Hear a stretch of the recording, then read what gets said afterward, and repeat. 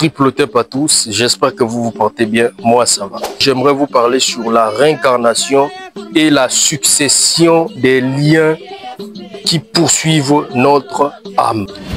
Alors, pourquoi certaines batailles, certains combats nous poursuivent de génération en génération ou à chaque fois que nous revenons sur Terre? Quand j'ai parlé de la réincarnation, c'était pour montrer un peu des liens qui nous poursuivent à chaque réincarnation, c'est-à-dire à chaque fois que nous revenons sur Terre.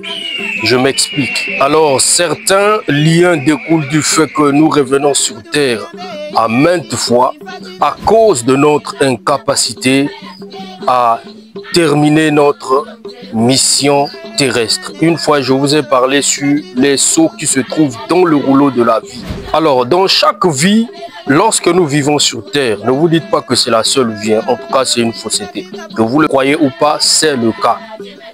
Parce que le fait de ne pas croire quelque chose ne signifie pas qu'elle est inexistante ou qu'elle ne se trouve pas dans votre dimension. Ce que nous devons éviter sur Terre, c'est de poser des actes qui pourront nous poursuivre à la prochaine réincarnation. Je donne un exemple, je donne le cas des politiciens qui sacrifient des gens sans une conviction de défense. Parce qu'il y a des gens qui peuvent venir vous attaquer et si vous vous défendez, vous pouvez les atteindre. Là, ce n'est pas un problème. Naturellement même, on l'appelle une loi de défense. C'est-à-dire la personne s'est défendue, il n'y a aucune loi qui condamne cette personne. Mais du moment où vous sacrifiez des êtres dans l'intérêt charnel, vous tissez là des liens. C'est le cas des bébés noirs au Congo-Brazzaville, c'est le cas des Koulouna en RDC, c'est le cas des microbes en Côte d'Ivoire.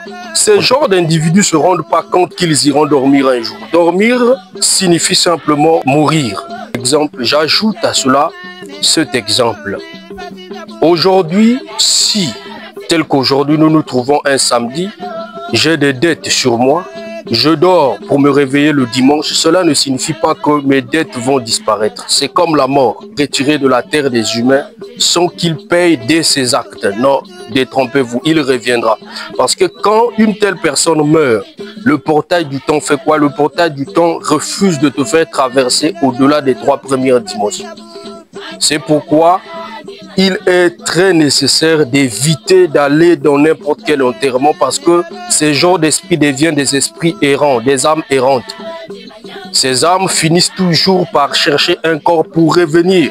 Et quand cette âme-là rentre dans un corps, souvent, ces âmes attendent des occasions comme des veillées, des cimetières, des morgues pour entrer auprès de ceux qui sont faibles ou dont leurs corps sont ouverts. Pourquoi chez nous, vous devez faire le culte pour ne pas être la cour du roi Péto auprès des esprits. C'est-à-dire pour ne pas être un terrain où les esprits peuvent venir jouer.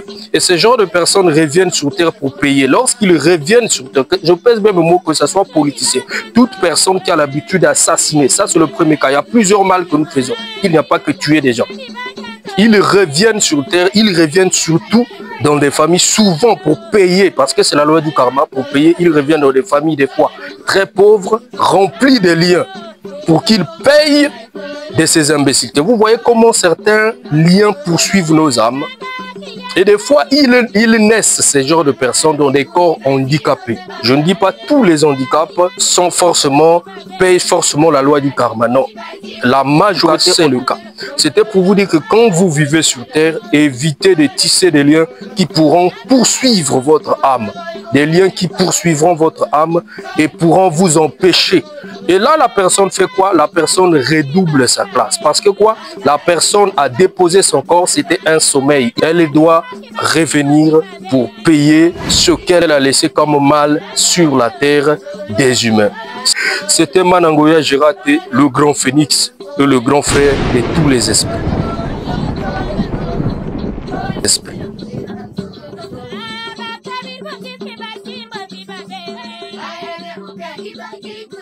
Bye.